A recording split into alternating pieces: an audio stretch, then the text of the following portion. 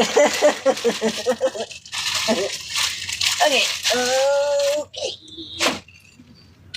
I'm going to play you a very short song. Very, very short. Because I don't really know the whole thing. And, you know, that's life. Where's my lighter? Oh, where's my lighter? Where'd my lighter go? There it is. Okay. So anyway, okay. I gotta feed the doggy, so I'm not gonna play it too long. Okay, alright. Plus, there's nobody out on the street except a ton of people on Saturday night. Woo! Life in the big city. Life in the big city. I'll give you one guess what I'm gonna play. Nope, that's not it.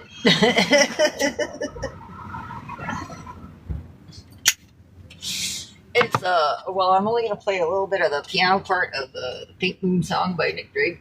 I don't know the whole thing yet. All right, I'm trying. Don't rush me. I'm trying, doing the best I can with what I got. Oh, I see how you are.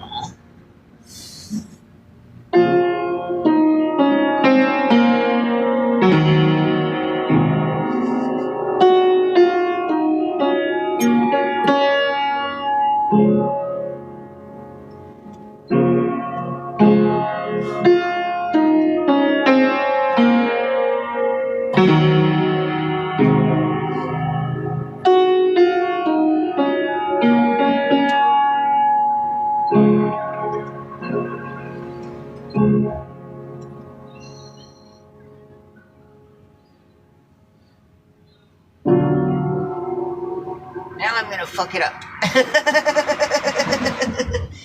Yes, this is how we do it.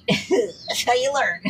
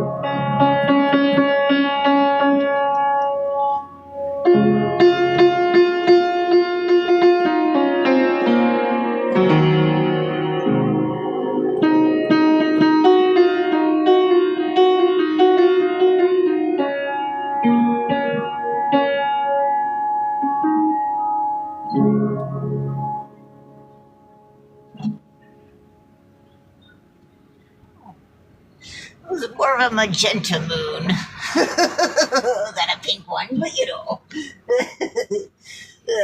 Okay, bye. So nice. So I've decided to like throw away everything I own so I can just, focus on what really matters, which is this and that, Sadie, and getting lots of, oh, you can't see that. Over there is my bed where I get lots of rest. That, keeping the faith through the chaos, staying balanced in the crux. In between the polar opposites. Because, oh, look, it's Mission Street on a Saturday night. Whoa, party on down with your badass self. Yep. I'm a mere 10 feet away from where I built my house truck back in 2015. Every once in a while, I like to come back here and just sort of realize how many 33,000 miles I've got and how different my insides are nowadays than they were during the months that I was building this truck house on this street. Oh, what happened? Okay, yeah, this feeling right here. See, this is my little second set of doors because I built everything out of garbage, basically. All recycled, repurposed stuff I found on the street. So I didn't buy anything new except for my solar panels. And so when I closed this door, I got like one door, right? But then I can also roll down the roll-up door, the big giant roll-up door. So I look just like a invisible delivery truck. There's billions of us everywhere. And I started having this feeling every time I would oh wow, I forgot to take off the fucking board thing on there. Sorry, I'm not doing that right now.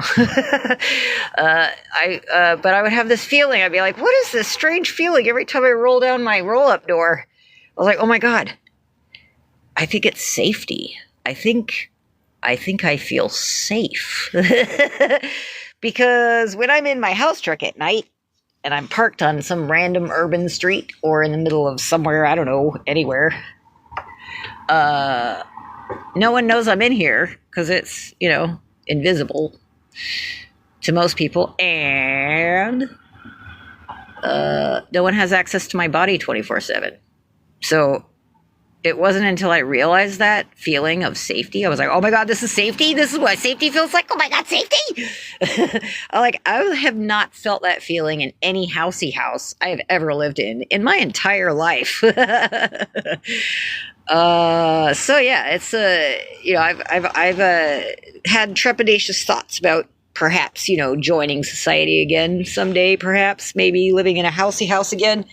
But every time I creep just 2 inches closer to that, I instantly start getting dread. I start feeling dread because then people are going to know where I am and neighbors are going to know where it's like every time, even in like a motorhome,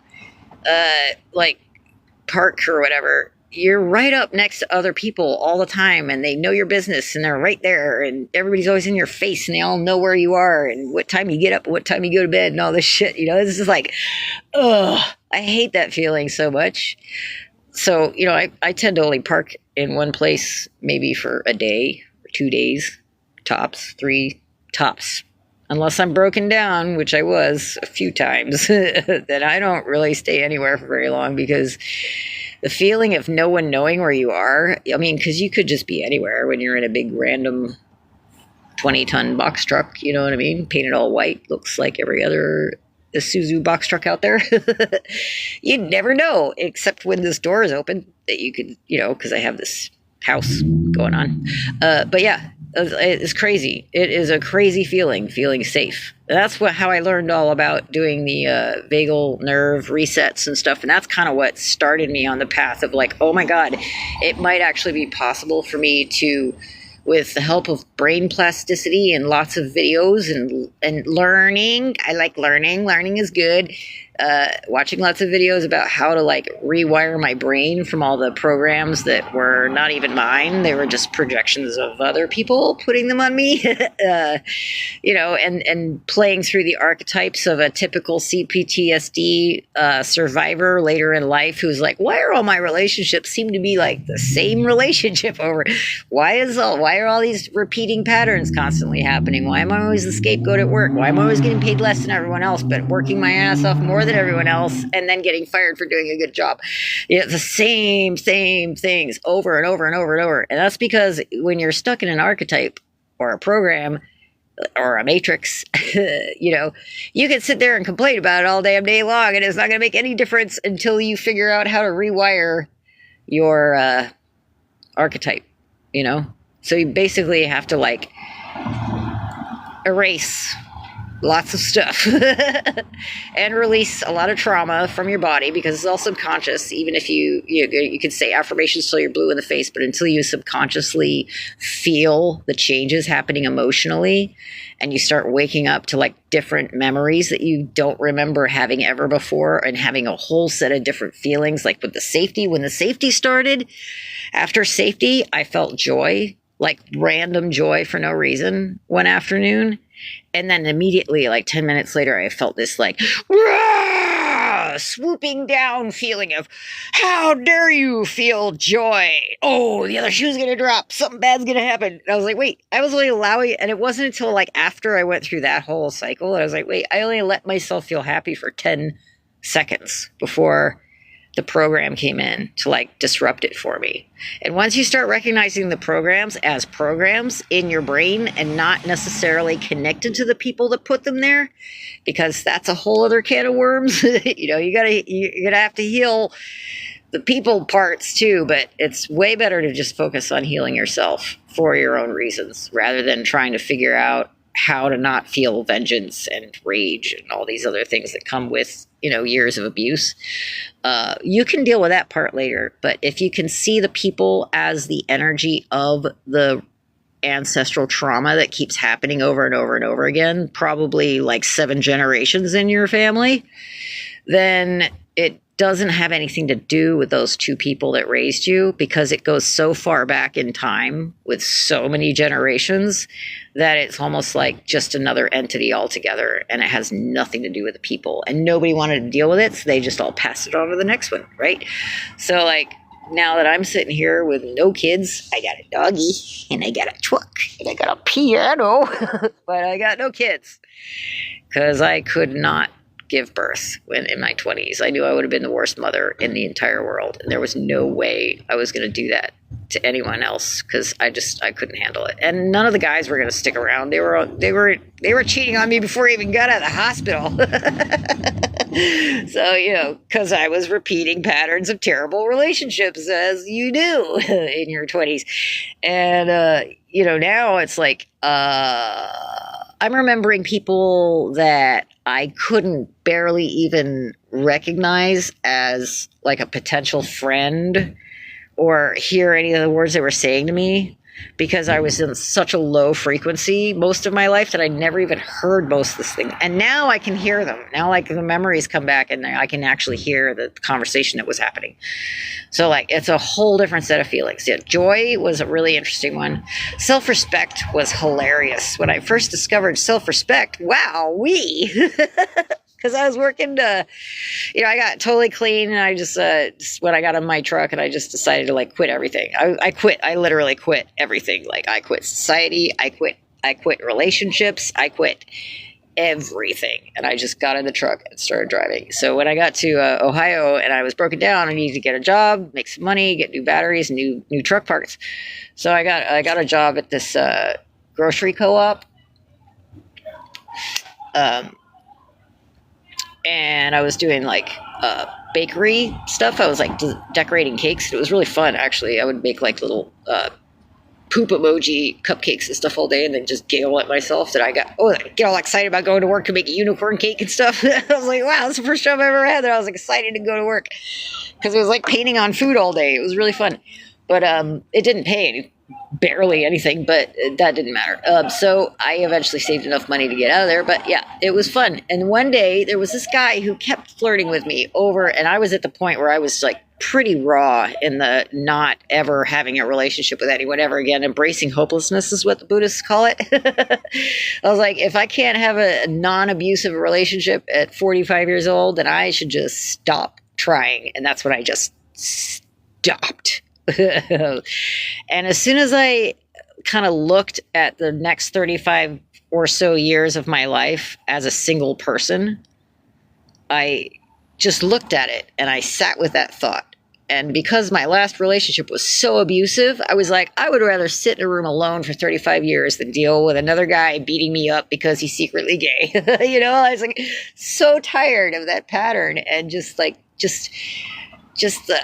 abuse. It was horrible. It was just so cruel. It was ridiculous and absurd. But so I was so done with that I was just like, that's fine. I'm fine with that. In fact, I think I prefer that idea. And then as soon as I embraced the hopelessness of not being able to have a successful relationship, it was like my polarity reversed. I no longer was like constantly seeking from outside for love to come into my life, like people pleasing and just trying to, somebody love me, nobody loves me, nobody will ever love me. And it was just that on repeat constantly, like, always being attracted to the wrong people that aren't available because that's what you're used to, being breadcrumbed and, inconsistencies. And what's that thing called? I don't know, I'll think of it later. That weird narcissistic thing that people do sometimes when they're ghosting you, but then they give you a breadcrumb every once in a while. What's it called? Oh, I can't remember. Anyway, it's annoying, and I was so sick of it. So I just decided, once I embraced the hopelessness of not being able to have a relationship, I literally didn't care anymore. And then I just became super creative, and I just all these paintings and like songs and albums and tons of stuff just started flowing out of me. And that's when I first started building this house, because I was just like, I had all this energy to dedicate to my own life. I didn't have to run around and try to please men anymore or women for that matter. I didn't have to please anybody. I was just like, I'm just going to do what I want to do. And it was amazing. And so, yeah, when self-respect first happened, I was at work one day, and so this guy was flirting with me all the time. He was always flirting with me. And it was, now that I had been like single for so long, like guys, when they're trying to be slick, I was just like, you can't even cover that up with a mountain of manure. I can see it coming. So, he said a couple things to me, and I was so not in the mood that day. So I just was like, yeah. And I just, bleh, and I like totally belched right in his face. And he got this weird look passed across his face. He was kind of grossed out, and he was kind of like, oh, that's cool. Okay, well, I guess I'll talk to you later. And I turned around and just kept smoking my cigarette and drinking my coffee. And all of a sudden I looked up in the sky and I was like, oh my God, this is self-respect. This feeling is self-respect. This is what this feeling is. Because normally I would just leave my body whenever somebody was flirting with me or hitting on me and just not be in the room, and then just do whatever I was supposed to do with my body. Because it was almost as if my body was never my body until I visited my friend in Florida who I knew in high school. And she said, well, no, I'm not going to let you do that to my body. She said to her boss who was like harassing her. And I was like, wait, my body. And all of a sudden, it just kind of hit me emotionally. I knew it, like, intellectually, but emotionally, it just hit me that, like, I never stood up for my own body. Like, I had no boundaries at all. I would just leave the room mentally and emotionally and spiritually, apparently, and just go floating around space while whatever was happening with my body. I was never there. Like, I couldn't even feel anything from the neck down for most of my life. So that's when I started piercing myself, because it would bring back feelings in my body. I was like, oh, I can feel something. And it's usually pain. But you know what? Oh, pain never hurt anybody. Yeah, you just have to recalibrate. Once you get so used to being down all the time, you recalibrate. And now all of a sudden I'm just like, I get these feelings of like self-respect and joy and peace and trust. Like, I have trust now. Like, I don't freak out every 5 minutes that everything's going to fall apart and a bunch of people are going to come kill me. And if they do, I'm not even going to give a fuck. And I'll probably give me an excuse if I'm in a bad mood. I'll fight you. But yeah, it's no big deal. It's crazy how successfully your brain can rewire itself if you just are super patient with yourself. Because it's going to take, like, it took, I don't know, every day I just lived life by like going, do I have enough for today? Like, did I have enough cigarettes? Did I have enough fuel in the tank? Did I have enough dog food for Sadie? Did I have anything to eat for myself? And I just lived like that, like on less than $10 a day for such a long time, that, you know, I would work when I had to, but I spent like 90% of my time doing all the shadow work and like doing all the rituals and doing all the like, doing all the stuff that you have to do to really turn around and face yourself and face all of that trauma that's been hiding inside of your subconscious mind and stored in your body. Because when you start releasing it and you're like, oh, wow, there's like 30 memories in my knees that I need to release. So, you know, but once you release it, it's gone. And now you're just like, what? It's okay to feel okay. Like that for me was super new. I was not used to it. I was so used to being depressed all the time that to feel okay was like, even when I had, you know, like in a totally like unstable environment, you know, where I didn't know anything that was going on and just driving around the whole country in a giant circle for thousands and thousands of miles, like just so close to always being like, oh my God, I might die at any second, and being so not caring about it and just being like okay with it, that you just kind of have to let go and just kind of become present when you're driving, you know, a giant 20-ton truck for thousands of miles, and you just kind of let go, and then you just kind of like realize you're in the driver's seat of your own life for the first time ever, instead of letting everybody else walk all over you and tell you what to do and listen to the programs that were pounded in there when you were too young to even speak. So, you know, there's hope. There is hope if you just keep taking tiny steps every day. Especially if you just have a lot of negative self-talk. That's like rule number one. As soon as you start like talking shit to yourself in your head, there's just no hope. I just realized yesterday that the reason I was always so judgmental of everyone, like I was so critical of other people, and, you know, friendships were hard to keep because I was used to moving around all the time because we grew up in the military. And I just couldn't trust anybody. And, you know, all of that was an extension of the fact that I could not trust myself for shit. And I just had the worst opinion of my own entire everything. So why would I have any good opinions of anyone else? And I never saw it like that before. I was just living in this like distorted, like every time I turn around and see a friend behind me, their face would distort and they would look at me like they wanted to kill me, even though I know they didn't want to kill me. But just for a second, I would just get that kind of cognitive distortion because it was so heavy and my brain is so damaged from just so much abuse for so long and repeated over and over and over for years. And then even after it's all said and done and we go to court, blah, blah, blah, blah, it still keeps going on and I still have to live with those people. Oh God, it was hell. I'm just going to tell you it was hell. But the good part of it is that I don't have to talk to those people anymore. And that was the best Christmas present in my entire life. Was when they disowned me. Like, best gift ever. I was like, oh, yeah, because they thought they were punishing me. And I was like, that's all I wanted, was just to not have to talk to these people, because every time I'd have a conversation with them, I'd spend the next like 3 months just thinking of all the different ways I could not be alive anymore. You know, and it would just, no matter how good I was feeling before they showed up, just no matter what, it was just like they push 4 buttons. The next thing you know, I just feel like a giant pile of poo, and for no reason. just because that's the archetype of being the victim or being the scapegoat or being the martyr or being the rescuer, and people pleasing and fawning and being nervous and anxious constantly and never being able to sleep for a full 8 hours at night and never feeling safe and always having your nervous system dysregulated. And I've learned so many things about the body, that it's yours. It's your body. And it's your best friend. If you treat it well, it will return the favor. It's amazing. Yeah. Well, I could sit here and ramble on all night. But, you know.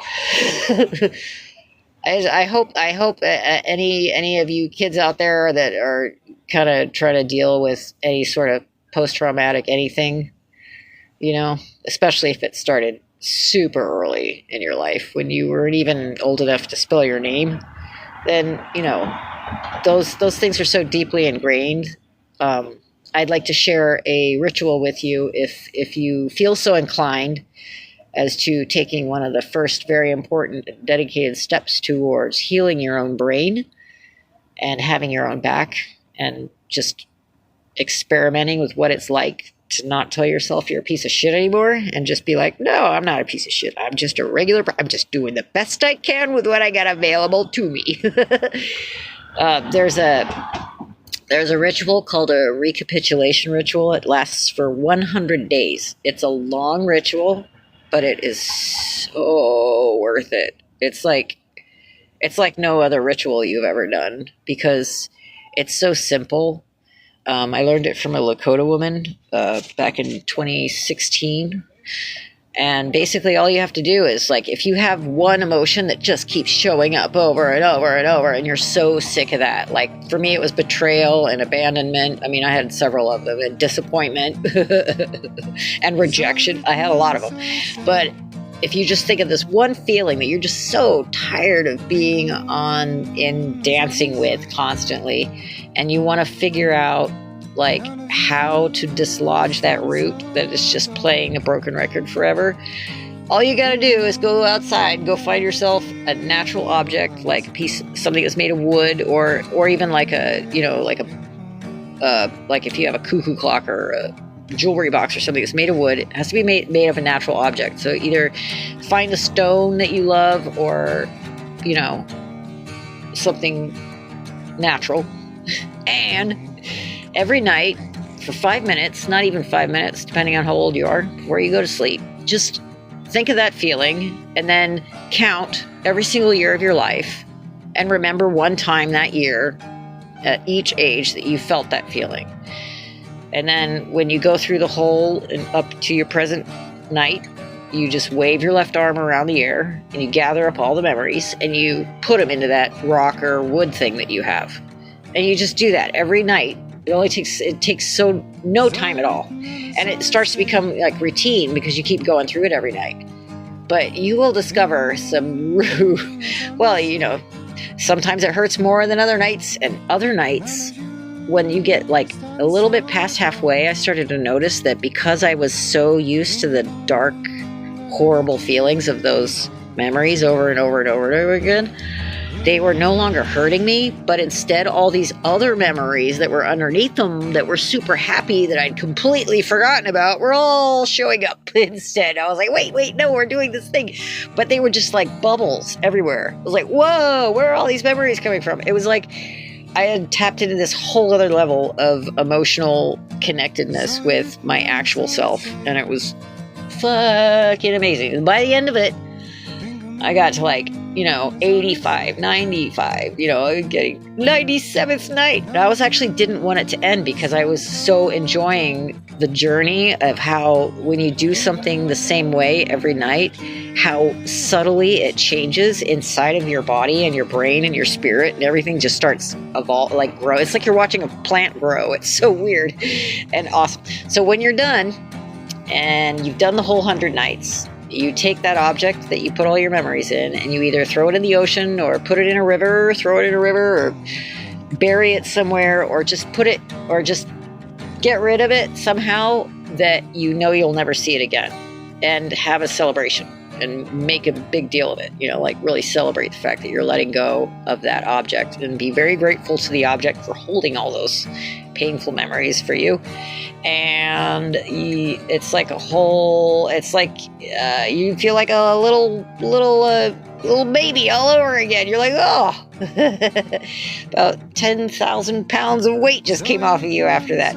But you might be like me and have so much of that damage that went into those objects that the thought of letting go of the object with all the damage is really kind of scary, because that's all you've ever known, and the depression and the anger and the rage has been your best friend for so long that you don't know how to process life without your best friend being there in the darkness. And you're like, wow, it's almost too scary sometimes. So I ended up holding on to my object for another 100 nights, trying to process what I had just done, because I couldn't let go. And that's how bad it was. That's how like attached I was to all the trauma. So, but when I did finally do it, I like, you know, I made a big mess of it. You know, I like got all dressed up and wore a bunch of weird witchy woo costumes, and, you know,